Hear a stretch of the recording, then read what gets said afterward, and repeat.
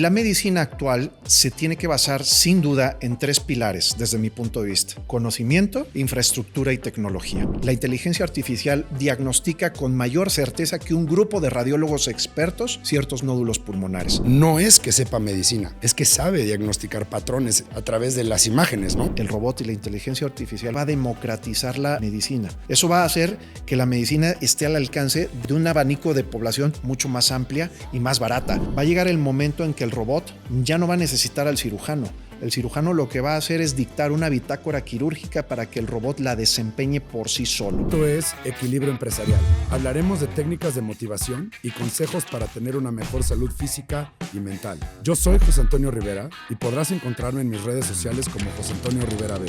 Sígueme porque juntos la vamos a romper. Hola, muy buenos días a todos. Bienvenidos a Equilibrio Empresarial. Hoy tenemos un tema increíblemente revolucionario y estamos a unos tiempos perfectos para empezar a hablar sobre la implementación de la inteligencia artificial en medicina. Es un campo que en teoría es nuevo, pero lleva una evolución desde hace muchísimo tiempo atrás. Me di la tarea de investigar un poquito sobre los raíces de la inteligencia artificial antes de entrar al tema de la aplicación médica. Y bueno, lo traigo aquí en el iPad para que evidentemente no se me olvide nada de los puntos, porque son unos conceptos padrísimos. Estamos hablando que los primeros conceptos de inteligencia artificial fueron en 1940 y principios de 1950. Alan Turing y la máquina Turing en la década de los 40 desarrolló el concepto de la primera máquina Turing y propuso la idea de que las máquinas podrían realizar cualquier cálculo computable si se les proporciona el algoritmo adecuado. Y en este mismo año se inventa el término de la cibernética. Durante este periodo, la cibernética, una disciplina interdisciplinaria que estudia los sistemas de control y comunicación en máquinas y seres vivos, sentó las bases para el desarrollo de la inteligencia artificial. De igual forma, la fundación de la inteligencia artificial como campo de investigación fue en la década de los 50. Conferencia de Dartmouth en 1956 es el primer referente donde se genera la inteligencia artificial como un ramo de la computación. En los primeros éxitos y limitaciones fueron hasta la década de los 60s y 70s, donde se inventan los sistemas de resolución de problemas, una de las cualidades para poderse llamar inteligencia artificial. Se desarrolla programas como el General Problem Solver, que es el GPS diseñado para imitar el proceso humano de la resolución de problemas, y la IA simbólica, que los investigadores se enfocaron en la IA simbólica, que utiliza símbolos y reglas para representar y manipular el conocimiento. Ejemplos incluyen los sistemas expertos. En invierno de la IA, que es en 1970 y en 1980, fue la crisis y el retroceso. Y el resurgimiento fue hasta la década de los 90. Ahora, la IA moderna y de aprendizaje profundo se inventa en los años 2000 hasta la época presente. Esta fase se le conoce como el Deep Learning, el avance de las técnicas de aprendizaje profundo que utilizan las redes neuronales profundas y ha permitido grandes avances en las áreas como el reconocimiento de voz, la visión por computadora y el procesamiento del lenguaje natural, que este es el principio de la inteligencia artificial como hoy la conocemos. Si se dan cuenta, ChatGPT, o mínimo el primero que tuvimos nosotros acceso, es simplemente un proceso de lenguaje natural del ser humano y una comprensión del mismo. El proceso de lenguaje natural, NLP, aunque la IA no comenzó específicamente como un programa de lenguaje, el procesamiento del lenguaje natural ha surgido como una aplicación clave en la IA moderna, con modelos avanzados como el GPT-3 y BERT. Entonces, bueno, estas bases eran importantes para aprender un poquito del tema histórico y ahora sí nos vamos a adelantar y para esto trajimos un invitado especial, el doctor José Manuel Mier de la Ciudad de México. Doctor, aquí siempre hay una condición que es que los invitados se presentan solos. Por favor, platícanos, queremos saber de ti, de quién eres, dónde vives, de dónde eres, por dónde has pasado en tu carrera profesional, en tu carrera como estudiante y también como persona. Claro. Bueno, mil gracias, José Antonio. La verdad es un placer estar aquí platicando. He tenido la oportunidad de seguir tu podcast y la verdad es que hay temas tremendamente interesantes. He visto colegas con temas muy de vanguardia, muy del día y te agradezco la oportunidad de estar aquí. Mira, yo soy cirujano de tórax. Yo hice la carrera de medicina en la Universidad de Anáhuac.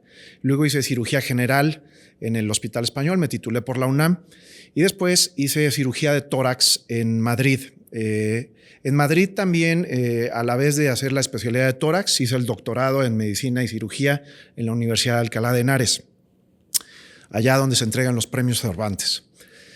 Cuando acabé la especialidad, conseguí una beca y me fui a Boston. Estuve en Boston haciendo una maestría en tráquea y vía aérea y por fin conseguí mi primer trabajo en el Hospital Clínico de Barcelona, allá por el año 2006.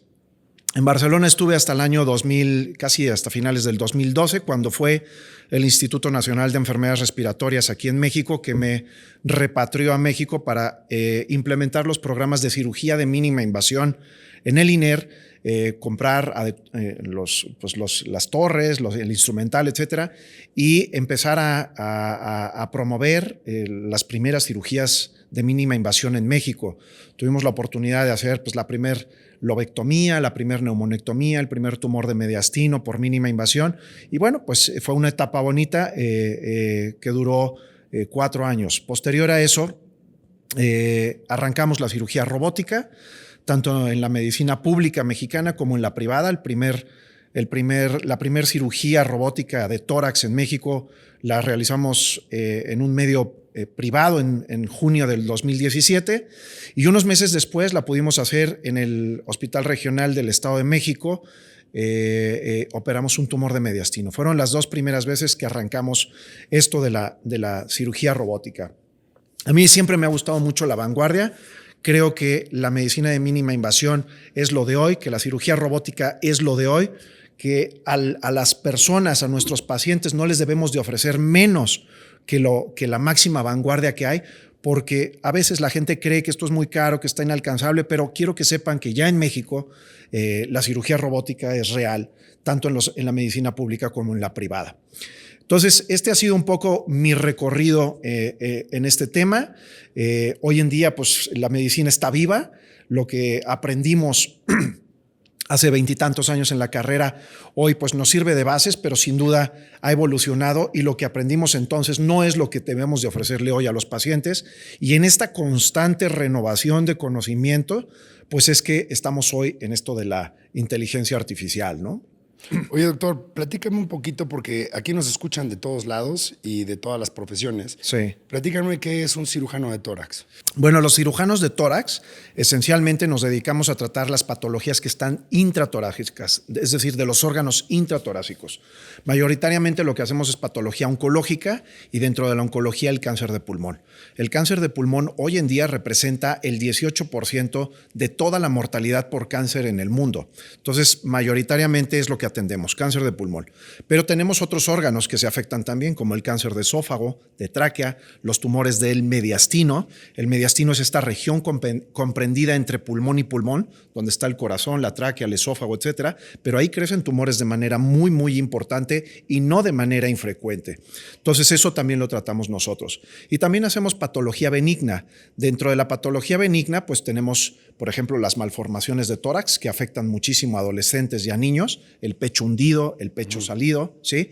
Y algunas cositas, pequeñas cosas como, por ejemplo, de cirugía estética, como la gente que suda en exceso de las manos, de la cara y de las axilas. Los nervios que producen la sudoración de las manos, cara y axilas viajan por dentro del tórax y es por eso que nosotros lo tratamos. Pero yo te diría que en esencia, más del 80% de nuestra práctica diaria es oncológica. Oye, y estuvimos platicando en la mañana que nos fuimos a desayunar que el título, como sale en México, es cardiotorácico. Eso es. Y tu formación, ¿por qué es de cirugía torácico nada más? México todavía está, digamos, desfasado algunos años en la terminología. Hoy en día en el resto del mundo, en Estados Unidos, en Canadá, en Europa, en Japón, etcétera, las especialidades están claramente divididas en dos: lo que es la cirugía cardiotorácica y la cirugía de tórax propiamente dicha. ¿Cuál es la diferencia entre uno y otro? Los cirujanos cardiotorácicos se dedican, por ejemplo, pues a tratar valvulopatías cardíacas, a tratar pues el trasplante de pulmón, la patología congénita del corazón. Es decir, operan corazón y los grandes vasos, aorta y cava dentro del tórax. Los cirujanos torácicos, ¿qué hacemos? operamos todo lo demás. Es decir, no tocamos el corazón, sino que tratamos pulmones, mediastino, costillas, diafragma, tiroides, etcétera, pero no tocamos el corazón. Son dos especialidades en el resto del mundo, completamente separadas, que a día de hoy en México ya se dan en la práctica, pero no en la terminología legal. La cédula profesional en México sigue diciendo cirugía cardiotorácica. Ok. Ahora, te voy a hacer una pregunta, pero me tienes que prometer que no te vas a adelantar. Ok. Porque no solamente quiero platicar contigo de tu área, que es la inteligencia artificial en cirugía, Sí. ¿no? Porque pues, evidentemente antes de ser torácico, pues eres cirujano. Es correcto. Entonces, te voy a ir llevando como un poquito del rastreo del paciente, ¿sí? Desde cómo lo empezamos a diagnosticar y cómo puede intervenir la inteligencia artificial, Sí. ¿no? en modo de conversación, y hasta que lleguemos al tema de la cirugía, ¿no? Pero antes que eso, te quiero preguntar ¿por qué te metiste al tema de inteligencia artificial si eres médico? Bueno, a mí me queda clarísimo que, como te explicaba hace unos minutos, la medicina está viva, ¿no? La medicina evoluciona todos los días, en cada minuto hay información nueva. Ningún médico puede ser hoy todólogo, ya no hay de estos médicos generales que antaño atendían un dolor de cabeza, una diarrea y el cáncer de mama. O sea, esto se acabó. La medicina está cada día más compartimentalizada. Y la medicina actual se tiene que basar sin duda en 3 pilares desde mi punto de vista. Los 3 pilares son conocimiento, infraestructura y tecnología. Ningún médico hoy en día, por más erudito en su campo que sea, podría ejercer la medicina si lo pones en la Huasteca Potosina. O si lo pones en la ciudad de Puebla y no tiene una infraestructura hospitalaria potente, tampoco la va a poder ejercer. Si tú traes al mejor cirujano de Singapur y lo pones a operar en un dispensario médico, no va a poder operar. Entonces, hoy en día, este trinomio de conocimiento, infraestructura y tecnología es inseparable. En estas 3 patas metí tecnología. Y tecnología hoy en día es fundamental en imagen, en diagnóstico, en laboratorios, en precisión de marcadores tumorales, en cirugía robótica y, por supuesto, en inteligencia artificial. Si tú no estás hoy inmiscuido en todos estos campos, te vas a quedar obsoleto. Y los médicos hoy tenemos que estar informándonos, enseñándonos, aprendiendo todos los días. Yo siempre creo que los médicos, el buen médico, tiene que tener 4 patas, como una silla, como este sillón donde estoy yo sentado. El médico que se dedica exclusivamente al área de la asistencia, pues puede ser médico exitoso, reconocido, incluso ganar dinero, prestigio, etcétera, pero es un médico incompleto porque la asistencia es una pata de la práctica médica. ¿Cuáles son las 3 patas restantes que te hacen útil a la sociedad como esta silla? Una silla no puede tener una pata ni 2 porque no sirve, se rompe, se cae. ¿Cuáles son las otras 3 patas? Pues una de ellas es la investigación. Tú tienes que investigar, todos los días tienes que investigar porque la medicina está viva y el conocimiento de ayer hoy es obsoleto. Tienes que investigar. La tercera pata es la enseñanza. Esto que tú investigas se lo tienes que transmitir a los médicos que vienen, a tu comunidad médica, a tus pacientes, a tu familia, a tu núcleo cercano. Tienes que transmitirles este conocimiento. Y entonces ahí ya tenemos 3 patas: asistencia, docencia e investigación. La 4ª pata del gran médico es la asistencia, la labor social. Si tú como médico investigas, enseñas, asistes y además haces obra social, entonces creo que eres un médico útil a la sociedad, como este sillón que tiene 4 patas y es muy sólido. Pues mejor no lo pudiste haber explicado, doctor. Seguro que tampoco tienen que ser locutores de radio o algo así, con facilidad de hablar. Yo creo que todos tenemos en la sociedad, todos somos como un engrane de un gran reloj, de una gran maquinaria.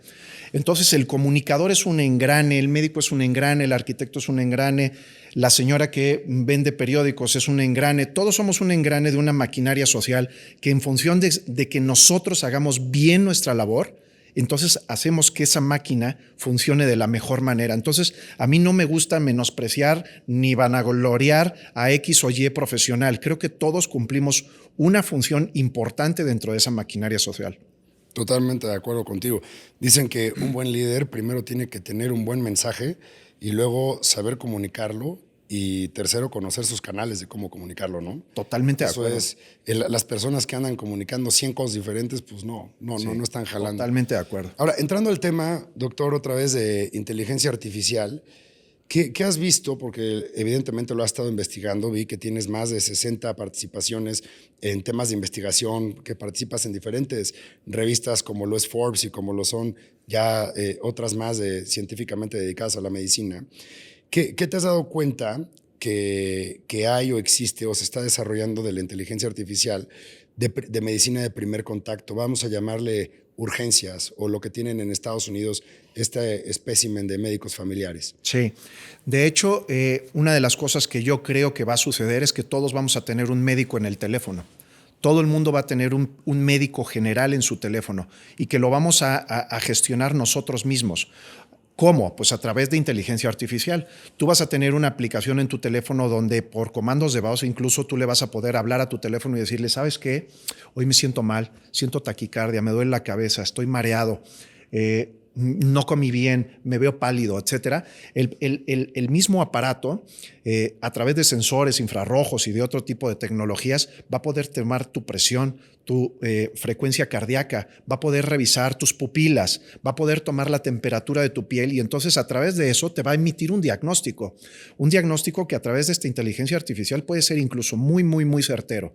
Y de manera preventiva te puede decir, oye, ojo, porque a lo mejor este mareo, este dolor de pecho, esta fatiga, etcétera, a lo mejor puede ser un problema cardíaco.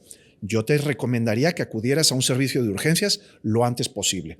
Eso es medicina preventiva, eso es cuidar, educar al paciente en la salud. Porque como hablábamos antes fuera de cámaras, yo creo que lo más importante del futuro de la medicina es cuidar el bienestar del sujeto sano, no enfocarnos en su enfermedad. A mí me encanta, ahora estuve en el Congreso de la Asociación Americana de Cáncer en Chicago y hablaban mucho de las medicinas nuevas, hablaban de las quimioterapias más potentes, de la inversión que se está haciendo en investigación, etcétera. Pero yo me levanté en un foro y dije, a ver, señores, el cáncer, dentro de la génesis del cáncer, el factor causante más poderoso del cáncer es el tabaquismo. ¿Por qué no tenemos un área, una sala dedicada exclusivamente a dejar de fumar, a prevenir el tabaquismo? Si no hubiera cigarros, este foro no tendría motivo de ser, porque prácticamente todos los cánceres se asocian al tabaquismo. Mejor, ¿por qué no nos enfocamos en tanto dinero en inversión para tratamientos y quimioterapias? ¿Por qué no invertimos una parte de eso en prevención de tabaco, en educación en las escuelas para que los niños no fumen? Para que esos niños, cuando sean adultos, no desarrollen cáncer. No nos enfoquemos en la quimioterapia. Enfoquémonos en cómo se previenen los cánceres. Creo que por ahí es donde viene la educación en el futuro. Y eso lo vamos a tener en el teléfono. Tú vas a poder platicar con un asistente, así como hoy le pides a Alexa que te cargue música, tú vas a poder platicar con tu Alexa médica y decirle, oye, ¿cómo puedo bajar de peso? ¿Cómo me puedo alimentar mejor? Y a lo mejor, en vez de que tú tengas que ir a un nutriólogo, te va a decir, te va a contestar con preguntas y te va a decir, ¿cuáles son tus hábitos alimenticios? ¿De qué región del país eres? ¿Cuáles son tus costumbres ancestrales en tu familia? Porque pues, no es lo mismo ponerle una dieta a un libanés que a un español, que a un argentino. No le puedes mandar la misma dieta a todos, se las tienes que adecuar. Entonces, esa inteligencia artificial se va a adaptar a ti. Va a decir, oye, pues es que tú, que eres de origen judío, pues a lo mejor necesitarías este alimento dentro de tu dieta para que no te choque tanto con tus costumbres. Entonces, toda esa medicina preventiva la vamos a traer en el teléfono, sin duda. Ahora, lo que ya es una realidad es lo que estamos viendo en temas de diagnóstico en primer contacto con los médicos, ¿no? Sí. Vamos a llamarle sistemas de apoyo. Sí. Apenas estuve grabando con Eric, que le mando saludos, y en temas de mercadotecnia, que de eso se trató, de cómo estaba funcionando el blockchain, la inteligencia artificial y todos estos nuevos fenómenos de tecnología que están ligados entre sí. En temas de mercadotecnia, él me decía, bueno, en mi campo sí está funcionando como apoyo, ¿no? Y yo creo que es la fase en que ahorita está la medicina. El doctor en el teléfono del futuro muy cercano, que coincido contigo, evidentemente emitirá recomendaciones a un profesional de la salud en su primera etapa, ¿no? Evidentemente por la legislación que actualmente tenemos. Pero hoy ya es una realidad. Desde el 2008 existen softwares y desde el 2013 que utilizaban el Big Data y algoritmos para hacer phishing y emitir una especie de probable diagnóstico que tenía que revisar el especialista. Así es. Inclusive mezclaban N cantidad de guías clínicas entre sí para poder dar una recomendación al médico de cómo llevar a cabo el paciente con ciertos síntomas. Eso es. Hoy ¿qué has visto en esta área de medicina de urgencias? Bueno, mira, por ejemplo, hoy tenemos pacientes que llegan a urgencias, a lo mejor viene con tos y les hacen una radiografía de tórax y les ven una mancha en el pulmón. Bueno, nosotros hoy ya con softwares de inteligencia artificial, concretamente de radiología, cuando el aparato tú le cargas una radiografía, te puede hacer un diagnóstico increíblemente preciso de ese nódulo pulmonar. Inclusive hay ya estudios que ya han corrido, que ya están publicados, por ejemplo, en Nature, en la revista Nature, en el área médica de Nature, hay publicados artículos donde la inteligencia artificial diagnostica con mayor certeza que un grupo de radiólogos expertos ciertos nódulos pulmonares. Y te pueden decir con más del 95% de certeza si ese nódulo es benigno o es maligno.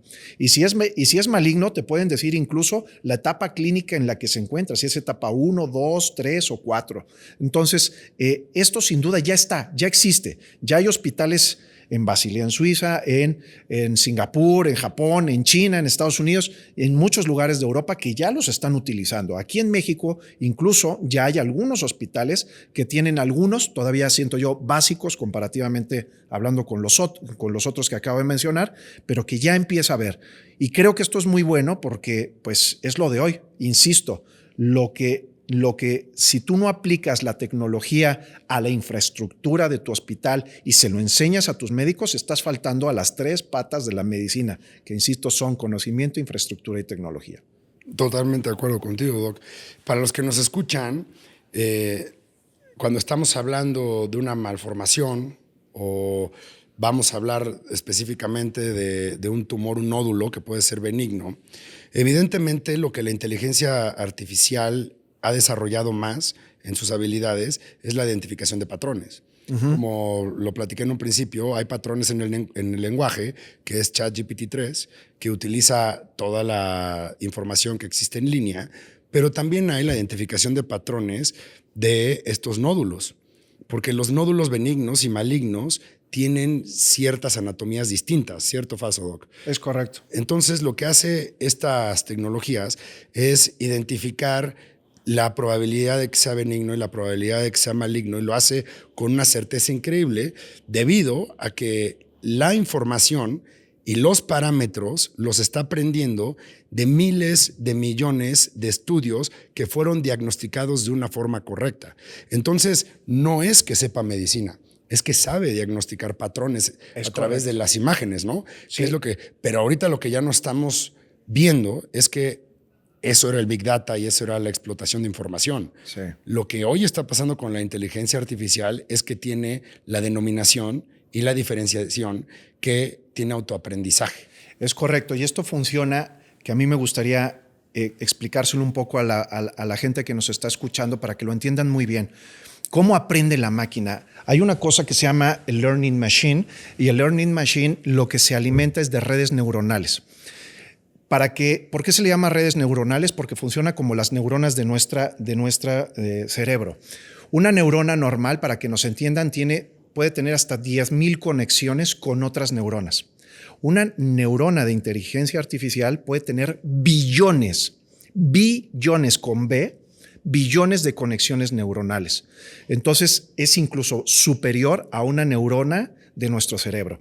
Y esto, ¿cómo funciona? Se los voy a explicar muy sencillo. Les voy a enseñar a hacer una quesadilla.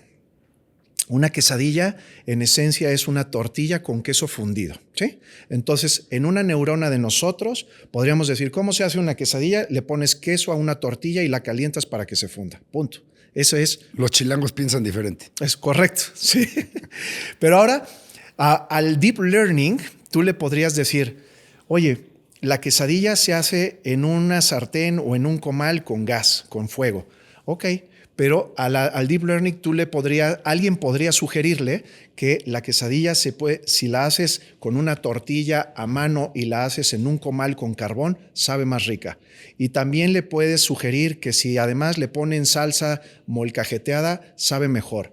Y que además le puedes decir que si el gas o el carbón se te acaba, la puedes hacer en el microondas. Y además le puedes decir que si en vez de tortillas de maíz la haces con harina, pues a los del norte del país les va a gustar más. Y entonces tú le puedes dar todas las variantes a esa quesadilla de tal manera que en esas redes neuronales ya no es tortilla, queso y se funde. No, ya hay un sinnúmero de opiniones para hacer una quesadilla. Entonces, cuando tú le preguntes a la inteligencia artificial, ¿cómo hago la mejor quesadilla? Te va a decir, hipotéticamente, mi respuesta, ¿no? Pues mira, la mejor quesadilla se hace con una tortilla a mano hecha en un comal, calentada con carbón y le pones una salsita molcajeteada y esa es la mejor quesadilla, ¿sí? Esa es la respuesta que te podría dar la inteligencia artificial. Esto que es tan simplón, tan tonto este ejemplo, es para todo. Yo le puedo decir, oye, ¿cómo se opera un nódulo en el pulmón? Pues un cirujano me podría decir, pues un nódulo en el pulmón se opera a través de 3 hoyitos en el tórax y entonces metes una engrapadora y quitas el nódulo. Pero si yo tengo la opinión de 1 millón de cirujanos de tórax alrededor del mundo, me va a dar las opiniones de cómo se operan los nódulos de pulmón en Japón, en Australia, en China, en Brasil, en México, en España. Y entonces cuando tú le preguntes a la inteligencia artificial cómo se opera un nódulo pulmonar, va a resumir las 1000 o 1 millón de opiniones que tiene cargadas en su Big Data y en una respuesta de milisegundos te va a decir cuál es el mejor camino para quitar ese nódulo pulmonar. Así es como funciona. Dependiendo dónde la haya ubicado en la tomografía que tomaste. Es correcto. La estructura que está invadiendo te va a decir, pues la estrategia quirúrgica que más éxito ha tenido son estas dos. Con estas correcto. Diferencias, ¿no? Así es, así es. Y evidentemente para el aprendizaje médico, pues imagínate mandarle un video y decirle razona cómo estuvo mi estrategia quirúrgica. Y lo que tú decías, hiciste 58 movimientos que te hicieron perder media hora de quirófano. Eso es. Hiciste gastar tanto económicamente extra al paciente. Sí. Y la inteligencia artificial te podría decir y sugerir, haz estos movimientos a través del robot. Así es. Esto nos va a enseñar la inteligencia artificial. Si yo estoy haciendo movimientos arriba, abajo, a un lado, al otro, el robot, por ejemplo, está registrando cuántos movimientos a un lado, al otro, para arriba, para abajo, en círculos estoy haciendo. Entonces, con inteligencia artificial nos va a decir, oye, pues ¿sabes qué? Te sobraron la mitad de los movimientos. Podías haber optimizado tu cirugía haciéndolo así, así, así, así.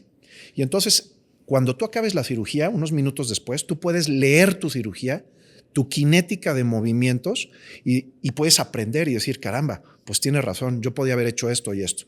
Esa cinética de movimientos la vas a poder utilizar para enseñar a otros alumnos, por ejemplo, decirles, mira, esto se optimiza el movimiento de esta y de esta y de esta manera.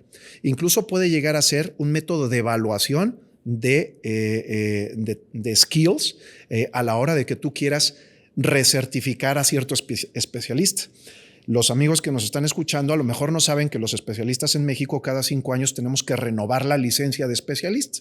Pues a lo mejor, en vez de que tú presentes tu bitácora quirúrgica a ese comité evaluador, en vez de que presentes tu bitácora quirúrgica, a lo mejor lo que te van a pedir es tu estadística de movimientos para X destreza. Y entonces te van a decir, caray, pues mira, tú puedes seguir ejerciendo esta o deberías de mejorar esta destreza. ¿Por qué? Porque tu cinética de movimientos es deficiente. Ahora imagínate en economía de la salud. Claro. Imagínate el resultado del análisis que te puede decir, a ver, hay doctores que manejan un apéndice con 35,000 y doctores que manejan un apéndice con 115,000. Es correcto. ¿Qué es lo que estás haciendo? Es correcto. El tiempo, ¿no? Eso lo que estás gastando. Te va a permitir a ti como administrador de una institución hospitalaria optimizar muchos recursos, porque los días de estancia intrahospitalaria cuestan mucho dinero. Entonces, el poder tú hacer una evaluación y decir, oye, es que cierto procedimiento se debería de llevar 36 horas de hospitalización, en el número de analgésicos, en el número de antibióticos. El que haga más de esto hay que revisarlo, porque no lo está haciendo de la manera más óptima. Claro. Ayer estaba viendo en estos videos, ya sabes, de la infodemia terrible que hay en internet, que siempre la comento, esa es la razón de ser de este programa, de que hay gente sin títulos hablando de estupideces que no deben de estar hablando. Sí. Y pues obviamente uno de estos videos era hablando sobre cómo los hospitales estaban tratando de generar más días de estancia. No, Y yo lo pensaba y dije, qué estupidez tan grande. Claro. Porque lo que no sabe el auditorio es que a un hospital le cuesta Es correcto. muchísimo mantenerte más de 3 días. Así es. Y se los digo de esta forma, económicamente el 80% de la cuenta de un paciente son las primeras 24 horas. Es totalmente Porque ahí cierto. es donde entra cirugía, ¿cierto o falso? Es totalmente Y de ahí, real. entonces, entre más rápido yo te solucione tu problema, más eficiente hago mis recursos Sí. y más 80% puedo tener. El ejemplo es muy sencillo. Tú imagínate que mañana operamos un paciente de cáncer de pulmón, ¿sí? Cuando la estancia promedio en un hospital exitoso es de 2.5 días. ¿Sí? Exacto. Entonces, yo opero mañana un enfermo de cáncer de pulmón y te lo dejo 20 días internado. En esos 20 días se está ocupando una cama. Claro. Esa cama podría ser ocupada por 4 enfermos operados de lo mismo que tengan una estancia de 3 o 4 días. Claro. Ese enfermo que yo lo operé un día y estuvo 20 días, te generó X. El enfermo que operas 4 o 5 enfermos en esos 20 días, te generan X por 5. Entonces, la gente tiene que entender que el paciente hospitalizado cuesta dinero. Lo que ganas dinero, como acabas de decir, es en el hospital, en la terapia intensiva y en los medicamentos que le das. La cama de hospital cuesta dinero. Claro, y ya los últimos días, se quedan 20 días, los últimos 15 días son relativamente muy baratos, ¿no? Así es. Y evidentemente un cuarto de hospital, pues no. Lo deberías de estar ocupando no en regenera. otro enfermo que se llegó a operar. Y aparte, éticamente en alguien que lo necesite y éticamente solucionar el tema que tú dices, ¿no? Sí. En nuestro caso, nuestro promedio de hospitalización, pues dependiendo del año, pero post-pandemia estamos en 1.9. No, está genial. Está extraordinario, ¿no? Sí. Eso es algo que la gente que ha hablado conmigo por teléfono y ha tenido sus pacientes ahí, yo les digo, si en 2.5 días no soluciono tu problema. Cuando yo estaba en Barcelona hicimos un estudio justamente de esto. Cuando implementamos los programas de cirugía de mínima invasión, justamente lo que logramos fue reducir la estancia intrahospitalaria. Entonces, ¿qué pasó con nuestros enfermos operados por mínima invasión comparativamente con los que se operaban por cirugía abierta tradicional? Nosotros logramos reducir el 25% de nuestra estancia intrahospitalaria. Y al reducir 25% de nuestra estancia intrahospitalaria, le dimos cabida a un 20% más de pacientes al año. Es decir, aumentamos nuestra productividad 20% gracias a que redujimos la estancia intrahospitalaria. Porque una cama está ocupada por un paciente, no puede estar ocupada por 2. Claro. Contra antes muevas a ese paciente, cae otro paciente en esa cama. Entonces, es verdad que la cirugía de mínima invasión, la cirugía robótica, llegó justamente, dentro de muchas otras ventajas, a optimizar tiempos y aumentar productividad. No, y en temas de salud pública, claro, es fundamental. 20%, cuando lo ves en los millones de personas que son en España, así es. Evidentemente que la medicina en su mayoría es social. Así es. Cambias el resultado de una ciudad. Nosotros teníamos, por ejemplo, en el INER, pacientes foráneos que vienen y que el INER no tiene todos los métodos diagnósticos que se necesitan muchas veces. Un paciente que podrías diagnosticar, estudiar en 24 horas, a veces está una semana, porque está pendiente de X estudio, que X estudio no está, que hay que subrogar fuera de la institución, y en lo que va y se lo hace, está ocupándote 7 días una cama. Claro. Eso es un desastre. Eso es un desastre para la medicina pública mexicana, porque estás perdiendo muchos pacientes que se beneficiarían de estar ocupando ese lugar. Totalmente. Ahorita regresando al tema de la inteligencia artificial, a mí me tocó ver, veo que en tu formación también estuvo la Universidad de Harvard. Sí. Y a nosotros nos dio clases una señora de MIT que se dedicaba específicamente en oncología a las detecciones de los accidentes genómicos que podía llegar a tener, ¿no? En el tema de la medicina personalizada. Sí. Pero nos enseñó dentro de su presentación, como lo dije en un principio, que como la inteligencia artificial nació aprendiendo sobre los parámetros y descubriendo en base a 1000 opciones diferentes, ver los patrones que hay en común, pues empezaron a desarrollarlo primero en lenguaje. Entonces, lo que está funcionando el lenguaje en el tema médico de diagnóstico es que, por ejemplo, en el 911, al momento que tú hablas, ahorita todavía no está activo, pero ya existe un software que yo lo vi funcionar hablando a un teléfono de esta página de internet específicamente para psiquiatría. Cuando habla, el paciente detecta el tono de voz. Y cuando detecta el tono de voz, ve el nivel de urgencia y el nivel que psiquiátrico puede estar encuadrado según los niveles que psiquiátricamente te vayan encuadrando y miden la gravedad de tu situación. Y entonces priorizan como si fuera un triage según tu tono de voz. Correcto. Y entonces esto lo van a empezar a poner en los sistemas de llamado de emergencia. Eso es una. Y dos, ahorita haciendo memoria de esto, el día de antier salió una publicación en la revista, en una revista médica de Estados Unidos, donde menciona que este mismo sistema ahora ya está diagnosticando las probabilidades de un paciente con Alzheimer en etapa temprana. Pues es una maravilla. O sea, yo creo que lo que vamos a ver en los siguientes años es una revolución brutal.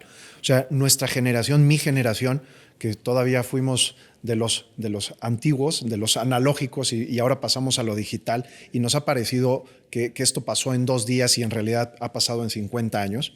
Creo que en los siguientes 5, 6, 8 años vamos a ver una revolución impresionante. O sea, estamos a 3, 2, 1 de que la inteligencia artificial entre en todos los campos. En el médico, en el de seguridad, en todos los lados va a entrar la inteligencia artificial. Tanto para bien como para mal. Efectivamente. El otro día en un foro justo me preguntaban, oye doctor, ¿y qué opinas de las implicaciones bioéticas en este campo? Y le digo, mira, es que el problema es que la bioética y la legislación va por detrás. ¿Por qué? Porque siempre se legisla y se hacen los lineamientos bioéticos cuando las cosas ya existen. Tú no puedes legislar ni sacar reglamentos bioéticos de algo que todavía no conoces. Y le puse el ejemplo, mira, cuando salió el terrorismo cibernético, ¿sí? Pues no había leyes, había un vacío legal gigante. ¿Por qué? Porque no se podía legislar de algo que no había antes. Ahora estamos en ese punto. ¿Cómo va a ser el terreno bioético en 8, 10, en 15, en 20 años? No lo sé. Habrá que acotarlo una vez que el problema o los problemas vayan surgiendo. Y habrá que poner legislaciones y adaptar las leyes y etcétera, los reglamentos a las cosas conforme vayan saliendo. Pero yo sí creo, y aquí me voy a meter en temas, no me gusta mucho hablar de política, sí, pero para eso son los plurinominales. Pues sí. O sea, el curul plurinominal es para que haya especialistas de la materia y los partidos políticos lo ocupen no para poner a sus primos o para poner al político que llevó la campaña. Es para poner especialistas en la materia. No, y no solo los plurinominales. O sea, cuando los legisladores van a legislar de un tema que desconocen, pues para eso están los asesores. Claro. ¿No? O sea, cuando a mí me toca muchas veces ir con muchos legisladores a hablar de dispositivos electrónicos de tabaco, y vas y les explicas lo que son. Se supone que se tienen que empapar de eso, no están obligados a saber de todo, por supuesto. Por eso hay comisiones de salud, comisión de economía, comisión de transporte, comisión de comercio, etcétera, etcétera. Y cada una de esas mesas tiene que tener sus asesores en esa área, ¿no? Entonces, yo sí creo que pues en este caso las comisiones de salud pues cada vez más se tienen que empapar de este tema porque está, insisto, a 3, 2, 1 de llevarnos por delante. Pero es increíble que ahorita tengan el comité cuando Juul se empezó a vender en 2009. Es correcto. O sea, están 15 años atrás. El cigarrillo electrónico va a cumplir 20 años que está en el mercado. Sí, imagínate. Y en México, en Latinoamérica en general, todavía no hay regulación ni reglamentación para este tema. A mí me tocó en un avión echarme uno. Así es. Sí. O sea, no cigarro, obviamente, porque no. Así es. Yo nací cuando se prohibió. Mira, yo cuando vemos esto de la inteligencia artificial, le digo a la gente, miren, es que empápense, porque esto es un tsunami. La inteligencia artificial es un tsunami y está aquí acercándose. Decide dónde quieres estar, en la cresta del tsunami o en la base del tsunami, porque te va a pasar por encima. Entonces, si no te informas, no aprendes, no vas a estar en la cresta surfeando el tsunami. Vas a estar abajo y te va a pasar por encima. Pues, ¿qué tal lo que te enseñó del teclado, no? Exacto. Del teclado Samsung que ya te traduce, y eso también existe a nivel llamada. Así O es. sea, yo puedo estar hablando con un francés y si no hablas francés, nada más le pones translate y tiene como un desfase de 3 segundos, Sí. pero tú escuchas al francés hablándote en español Sí. y él me escucha a mí hablando en francés. Es que es una maravilla. O Y sea, te avisa, Sí, this call is going to be translated. Y lo hace Samsung solito. sí. Entonces, ahora imagínate en los campos de batalla, ¿no? Yo les decía en el episodio que grabé con Eric a la audiencia, es que tú no conozcas, porque tengo amigos que me dicen, es que tú eres muy tecnológico. Y digo, no. O sea, yo cambié de Apple a Samsung no porque me haya gustado el teléfono más, es para obligarme. O sea, lo único que me falta es agarrar una PC y la tengo que hacer. Sí. Porque evidentemente hoy Microsoft es de las 7 gigantes del mundo en desarrollo tecnológico. Sí. ¿No? Y específicamente por, no me acuerdo cómo se llama su inteligencia artificial, pero es una de las más revolucionadas junto con Gemini de Google, etcétera, ¿no? Pero para que tengas una idea, hoy en la mañana, antes, tú te despertaste a las 5 de la mañana para venir a Puebla, lo cual te agradecemos todos los que Gracias. estamos acá. Sí, sí, sí. Pero hoy en la mañana, en lo que tú venías en la carretera, dije, voy a ver si me hace falta algo de conocimiento. Entonces me pongo a buscar en las diferentes plataformas de inteligencia artificial y me aviento un chat con inteligencia artificial. Y en la inteligencia artificial me menciona que hay un video sobre, porque hay dos cosas que hoy están de moda, ¿no? Elon Musk y el CEO de NVIDIA. Ujú. Y dije, y hice una pregunta a Google, ¿por qué el CEO de NVIDIA es tan relevante para la inteligencia artificial? Y resulta que este cuate crea el primer procesador que da pie a la inteligencia artificial en el 2009. Y ese chip, ese procesador, se lo vendió a Elon Musk, el primero en su especie. Sí. Y por eso OpenAI lleva 8 años o 10 años de ventaja a su competencia. Y se ve en el video, lo busco, está en TikTok, búsquenlo, Sí. de este cuate cómo le autografía. Parece como una PC, es un chip enorme Sí, sí, sí. del tamaño de este sillón, ¿no? Un poquito más delgado, y él se lo autografía a Elon Musk y le pone de no sé quién, porque no sabe cómo se llama el CEO de NVIDIA, Sí. para Elon Musk, ¿no? Suerte con tu nuevo proyecto de OpenAI. Y se lo manda. Y este cuate va por él, se lo lleva y funda la primera empresa de inteligencia artificial. Ahora, ¿dónde ha estado Elon Musk si no es haciendo contratos con el gobierno en los últimos 20 años? Así es. O sea, ese cuate fue asesor de Obama en el primer término de inteligencia artificial. Entonces, hay alguien en el país preocupándose. En el nuestro no.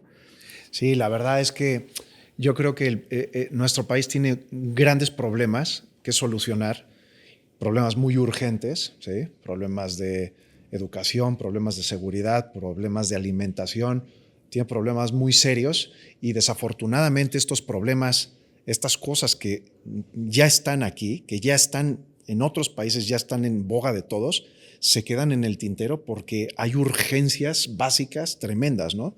Yo creo que ese es el gran problema de México y de Latinoamérica, ¿no? Y del mundo. Y del mundo. Y por eso es que muchas cosas llegan tan tarde a México.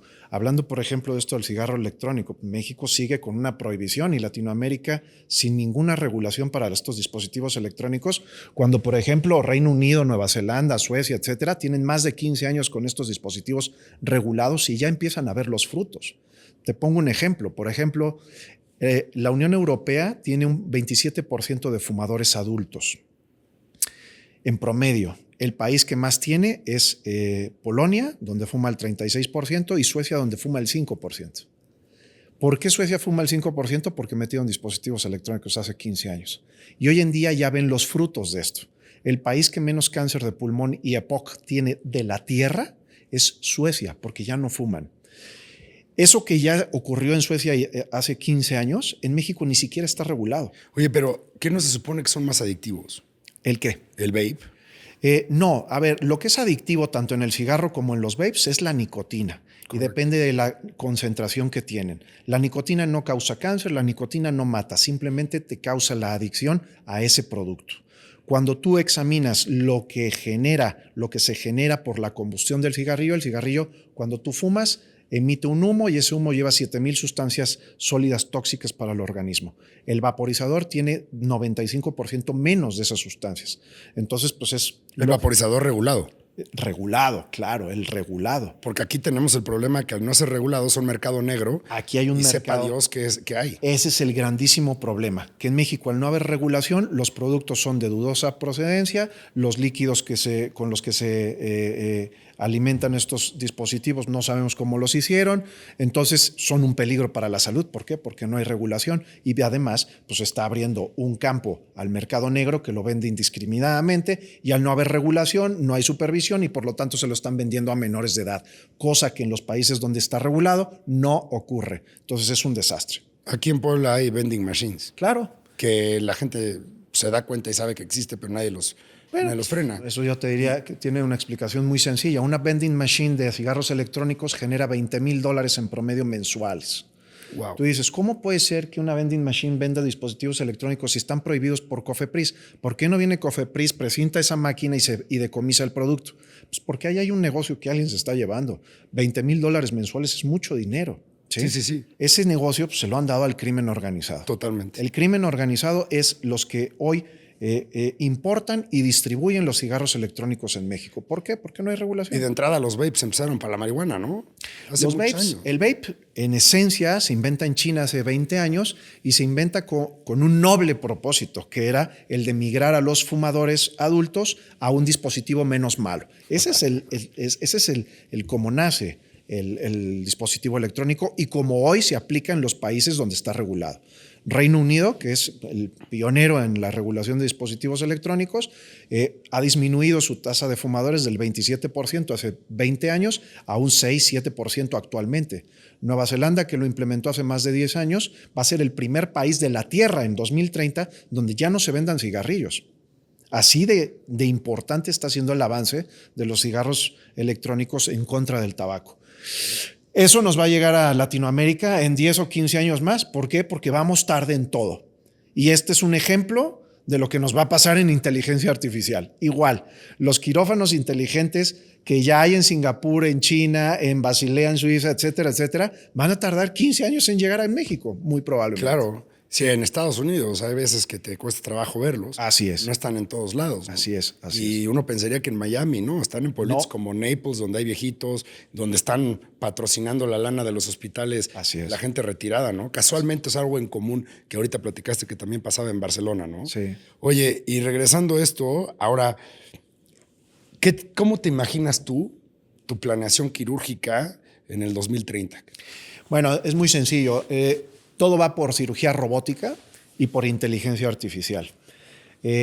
Ponía el ejemplo antes de que un tumor, ese tumor en tu tomografía se lo vas a cargar al software del robot. El robot te va a dar una imagen tridimensional en realidad mixta, es decir, no solo te va a girar el tumor así en todas las posiciones, sino que además en la pantalla tú vas a poder ver el cuerpo real del sujeto, del paciente que estás operando, y al lado el modelo en realidad mixta. Y cuando tú estés operando el robot y viendo cómo estás manipulando los tejidos dentro del paciente, vas a poder ver también las estructuras en 4D en el modelo de realidad mixta. Eso va a prevenir muchísimos accidentes, va a hacer la cirugía mucho más segura.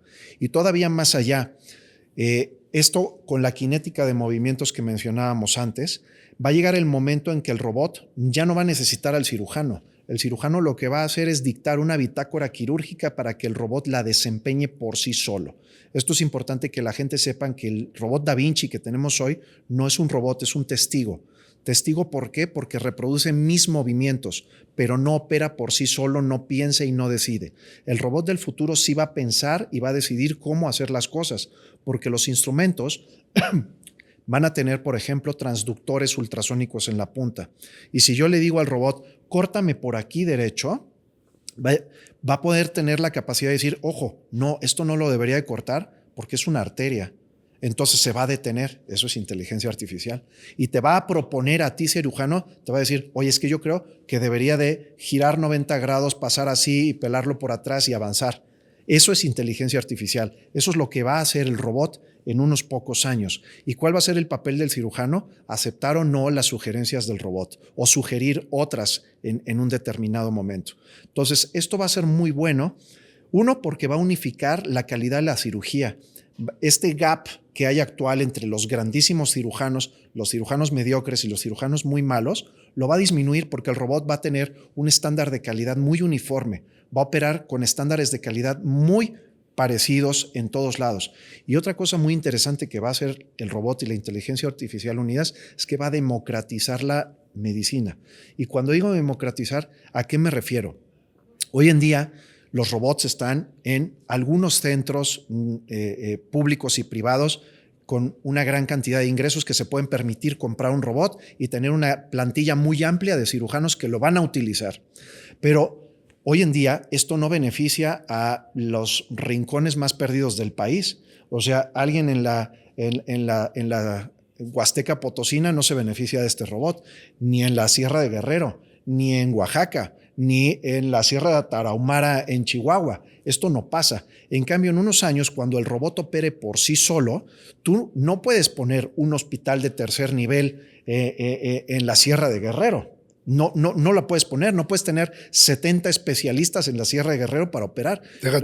Acapulco no lo ha podido hacer. Exacto. Pero sí van a poder comprar un robot.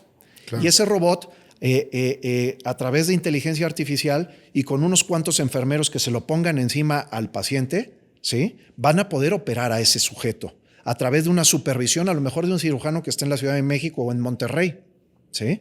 Eso va a hacer que la medicina esté al alcance de un abanico de población mucho, mucho más amplia y más barata, porque va a ser más barato comprar un robot para Chilpancingo que armar un hospital donde haya 80 especialistas de cada área. ¿Sí? Claro. Tú vas a tener un grupo de gente que sabe manejar el robot, que lo sabe poner encima del paciente, ¿sí? Y sin necesidad de 80 especialistas vas a tener un cuate en Guadalajara, en Monterrey, en México, supervisando y dictando la bitácora quirúrgica. Entonces, eso va a ser una realidad. Y es increíble porque parte de lo que me llevó a cambiar a Samsung era evidentemente el uso de la inteligencia artificial. Y no necesita internet. Eso es una falsedad. Sí. O sea, ya tienes a Gemini todo el tiempo, que es de Google, porque ya son partners. Y si desconectas del internet, tienes el 70% de capacidad. Pero eso es hoy. Sí. ¿No? Y técnicamente es cuando tú editas una imagen, digamos que nos tomamos una foto así como estamos y eliminamos los ¿cómo se llama? Sí, los micrófonos. Los micrófonos, que ahorita te enseño cómo lo hace, para que tú vuelvas a salir completo. La inteligencia artificial se imagina lo que hay detrás del micrófono o lo sabe. Exacto. ¿Sí? Y para eso, esa función es la única que necesitas inteligencia artificial conectada en internet. Todo lo demás lo tiene precargado. Entonces ahora imagínate, si eso es del tamaño de 7 pulgadas, ahora imagínate lo que no va a ser un robot de 1 tonelada adentro de un hospital. O sea, eso es... Vienen cosas increíbles y sin duda creo que son cosas muy, muy, muy positivas para la población en general. Ahora, vamos a hacer, para cerrar, siempre me meto a las preguntas más buscadas en internet sobre los temas de los que hablamos, ¿no? Okay. Y se pone bueno porque son preguntas que a lo mejor no te harías tú, sí, o ya sabes las respuestas y se vale no saberlas porque, mira, fíjate, ya hablamos de muchísimas. Hablamos de planeación quirúrgica, hablamos de la asistencia robótica, que evidentemente es algo que se están cuestionando, me imagino que el área médica, del diagnóstico y toma de decisiones, ya lo logramos, monitorización y evaluación postoperatoria. Está bueno, ¿no? Ya hay inteligencia artificial, claro. Ya hay programas en cirugía de tórax que te previenen de acuerdo a la cirugía que le vas a practicar al paciente y a las características clínicas de tu paciente, te dan un porcentaje con más del 90% de precisión de qué complicaciones va a desarrollar. Te dice, este paciente 90% va a ser una neumonía, una arritmia cardíaca de este estilo. Y eso, claro, es una gran ventaja porque dices, oye, me va a hacer una arritmia letal cardíaca, caramba, pues ya te voy a tener los medicamentos aquí, voy a traer al cardiólogo para que me la prevenga, etcétera. Entonces ya tienes ahí una herramienta valiosísima. O si te dice, es que este paciente va a hacer una trombosis de las piernas porque tiene un problema venoso que no has diagnosticado y que después de operado, como lo vas a tener acostado 2 días, se va a trombosar una pierna. Bueno, pues ponle anticoagulante o prevénlo, ¿no? Entonces ya hay programas que te previenen las las complicaciones posoperatorias. ¿Sabes dónde yo veo una maravilla? Que cuando te haces una resonancia magnética, obviamente la resonancia, para los que no saben, pues dura 45 minutos a 1 hora y otras de 1 hora y media. Sí. Y es este tubo que se escucha con un sonido así de horrible, ¿no? Y evidentemente es por zonas, por el tamaño del espacio, ¿no? Y el tiempo que tarda. Pero la tomografía, que yo creo que si no tuviera radiación sería el artefacto favorito de la medicina. Pero cada día trae menos. Cada día trae menos. Sí. La tomografía te puede escanear de pies a cabeza en 2 minutos y medio. Así es. Si eres fregón y tienes un buen técnico radiólogo. Es correcto. Entonces, en 2 minutos y medio yo puedo tener el 100% de tu cuerpo y si utilizo contraste, en media hora. En 3D. Así es. Ahora imagínate lo que significa esto en una hoja o en 3 hojas de resumen al doctor de todo lo que encontró. O sea, tú fuiste por un angiotac para ver las arterias del corazón, para sacar el score de calcio. Sí. Y resulta que ya sabes que tienes 3 piedras en el riñón que van a bajar en 1 mes y medio y que están compuestas de cristal, ¿no? Así es. Sí. O que tienes 2 de cristal y 1 de calcio. O como Así es. sea. O te va a hacer un rastreo de calcio en tus coronarias y te dice, pues ahorita estás a todo dar, pero es probable que en 6, 8 meses una coronaria se te tape y te dé un infarto. Exacto. O sea, volvemos a la esencia del principio de la conversación. Hay que cuidar la salud, no tratar la enfermedad. Claro. Entonces, con estos métodos de detección temprana, aplicándoles inteligencia artificial, podemos lograr que la gente viva más y mejor calidad de vida. Pues qué es lo que técnicamente hace el score de calcio, ¿no? Es decir, oye, pues se te están tapando y ojo aquí. Exactamente. O sea, tienes que mejorar tu calidad de vida, dejar el cigarro y ahí empieza Sí. todo. Y ¿sabes qué otra me gusta? Que lo hablamos, pero lo hablamos en el desayuno y por eso no lo íbamos a sacar en el tema. Ajá. La simulación. O sea, estás hablando, ahorita tocaste 2 puntos padrísimos. Uno es la realidad mixta. Sí. Y la otra es la inteligencia artificial regenerando y reconstruyendo las imágenes y diciéndote qué hacer. Ahora imagínate descargar el cuerpo de tu paciente en tus Meta, Quest 3 o los Apple Vision, creo que así se llaman, y empezar a ver la anatomía de tu paciente. Es que eso te da la posibilidad no solo de planear la cirugía, sino de practicarla muchas veces antes de hacerla en el paciente.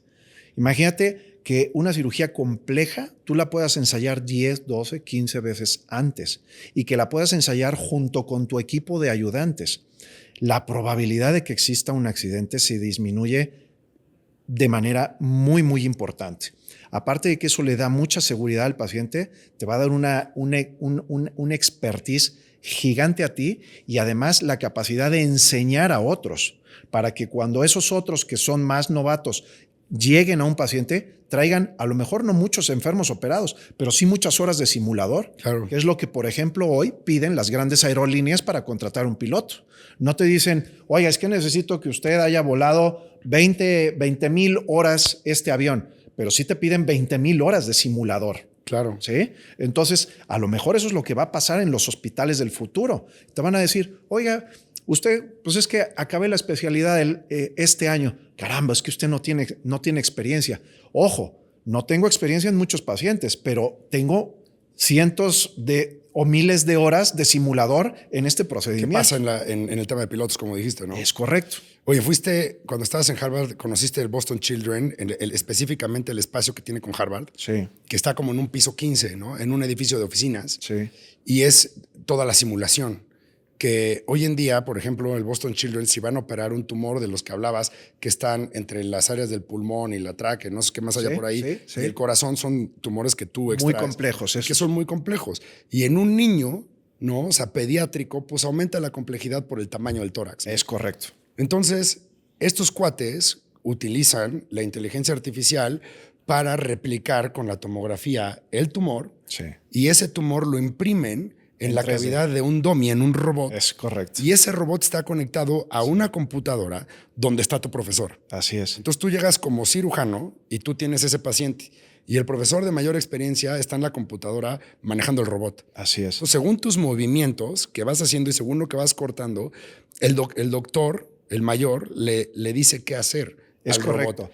Y te lo empiezan a complicar. Y eso, insisto, democratiza la medicina. Claro. Porque ahora imagínate que tú tienes un tumor muy complicado en un hospital en Tampico, ¿sí? Y tienes un cirujano poco entrenado en esta área, pero lo tienes sentado en el visor de un robot. Y en París está el máximo experto en ese tipo de tumores, sentado en un visor, coacheándole la cirugía. Claro. En tiempo real. Le puede decir por aquí, por allá, por aquí no, mete este instrumento, usa el otro, ¿sí? Eso no tienes que traer al cirujano de París a Tampico. Le tienes que pagar 2 horas de asistencia telemática y tú puedes operar ahí. Eso, y le puedes pasar el mando. Claro, eso puede... claro, y además le puedes pasar el mando. Si se te atora un movimiento, dices, pues hágalo usted. Y como el robot está con los dos, recibiendo órdenes de los dos, puede aquel señor en París estar haciéndolo. La primera cirugía que ya se transmitió en vivo robótica fue en el Mobile World Congress de Barcelona hace 2 años. Un cirujano general del Clinic de Barcelona, que se llama Antonio De Lassi, operó un colon en un paciente que estaba en Nueva York, en tiempo real, gracias al 5G y gracias a... Tú sabes el inicio de Da Vinci, que fue en la Guerra Fría. No es cierto, en la Guerra del Golfo Pérsico. Sí.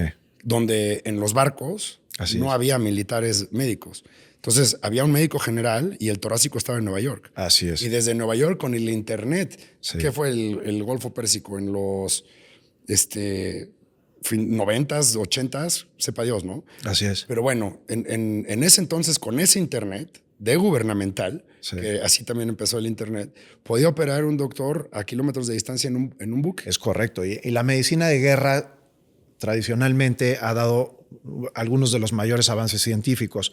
Por ejemplo, ya hoy en las guerras, en Afganistán en concreto, por ejemplo, un soldado caído herido podía, a través de un dispositivo que traía encima, solicitar el apoyo de un dron. Y el dron le traía, por ejemplo, materiales hemostáticos, o sea, para que dejara de sangrar. Y él solito se lo podía aplicar, ¿sí? Por ejemplo, podían pedir, si iban 2 o 3, podían pedir un dron que le trajera un desfibrilador automático y darle desfibrilación a un sujeto en el campo de batalla. Que hoy es una realidad. Sin necesidad de que llegara una ambulancia o lo que fuera. Se podía desfibrilar. Se puede desfibrilar. Y te da las indicaciones dónde poner los parches, todo, es a cualquier hijo de vecina. Así es. Oye, doctor, ya vamos a terminar. Ya llegamos al final. Me gustaría que, aprovechando tus conocimientos sobre el vape, nos des un minuto de cuáles son las precauciones, o mejor dicho, de lo que quieras transmitir de todo lo que has aprendido para los chavos que lo están haciendo con singular alegría y en lugar de alejarse del cigarro, están agarrando una adicción a los 16 años. Es correcto. Número 1, el vape se inventa y se debe de utilizar en fumadores adultos que no quieren o no pueden dejar de fumar. Eso es lo más importante. Número 2, no está recomendado ni estará nunca recomendado para menores de edad. Número 3, si van a consumir vapes, en México están prohibidos, pero se venden, intenten que el vape, el producto que consuman, traiga el sello de un agente regulador importante. Es decir, o FDA o CE. Lo ideal en México es que trajera COFEPRIS, pero debido a que está prohibido, entonces no hay regulación por COFEPRIS. Pero si los van a comprar, que los hay en mercados, en tiendas de vapeo y en la calle incluso los venden, chequen que traigan o FDA o CE para que garanticen que lo que están consumiendo pasó por una serie de filtros, de regulaciones y que es seguro para el consumo. Tienen que saber que hoy en día el cigarrillo electrónico es el método más eficaz para abandonar el tabaco, más que los parches, que los chicles, que el tratamiento farmacológico o que la psicoterapia. Desafortunadamente en México, al estar prohibidos, no hay regulación y por lo tanto no los podemos emplear. Pero en los países donde se emplean desde hace muchos años, Reino Unido, Canadá, Japón, Nueva Zelanda, etcétera, han logrado unas disminuciones en el porcentaje de fumadores impresionante. Ok, wow. No me imaginé que fuéramos a decir eso. Así es. Así es. Yo le recomiendo vapes a muchos de mis pacientes. Que son fumadores. Que son fumadores. Así es. Es importante decir eso. Sí. Ahora, como saben, tengo que aventarme el disclosure. Son opiniones personales. Es correcto. Opiniones ciertamente profesionales, pero aquí nadie les dice qué hacer. tomen su propio criterio y ahora sí que el consumo de estos aparatos es responsabilidad de quien lo decide, ¿no? Es correcto, son dispositivos de libre consumo y pues como cualquier cosa de libre consumo, lo que necesita la gente es información y después tomar su propia decisión. Doctor, ¿algo que quieras agregar antes de cerrar el micrófono? Pues nada, que me encanta estar aquí, que te agradezco el espacio, que me parece esto genial, esta iniciativa es increíblemente buena porque uno, insisto, dentro de las áreas de un médico, pues el poder transmitir el conocimiento bien a sus subordinados o bien a una comunidad a la que pertenece, creo que es un compromiso importante. Pues muchísimas gracias, doctor. Espero tenerte aquí de vuelta. Nos estamos viendo por Puebla, tu casa, específicamente el Hospital Puebla. Y te mandamos un abrazo y gracias por venir. Gracias a ti, José Antonio. Y a todos los demás, gracias por llegar al final. Hasta luego.